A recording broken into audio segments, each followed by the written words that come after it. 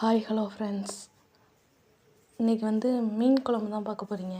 அது எப்படி செய்யலான்னு வாங்க பார்க்கலாம்.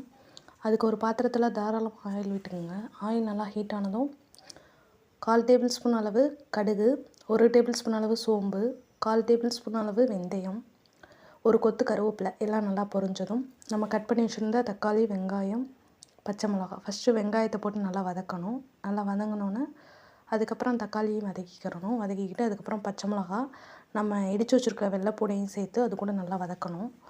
நல்லா வதக்கிக்கிட்டு நம்ம புளிக்கரைசல் கரைச்சி வச்சுருக்கோம்ல, மிளகாய்த்தூள் போட்டு அதையும் சேர்த்து நல்லா கொதிக்க விடணும். தேவையான அளவு உப்பு போட்டு நல்லா கொதிக்க விட்டுக்கிறணும். நம்ம க்ளீன் பண்ணி வச்சுருக்க மீனையும் அது கூட போட்டு இறக்குனோம்னா சுவையான மீன் குழம்பு ரெடி ஆயிரும். இந்த வீடியோ உங்களுக்கு பிடிச்சிருக்கும்னு நினைக்கிறேன். பிடிச்சிருந்துச்சுன்னா மறக்காமல் லைக் பண்ணுங்கள், ஷேர் பண்ணுங்கள், கமெண்ட் பண்ணுங்கள், சப்ஸ்கிரைப் பண்ணிடுங்க. Okay bye. இன்னொரு வீடியோவில் பார்க்கலாம். Okay bye.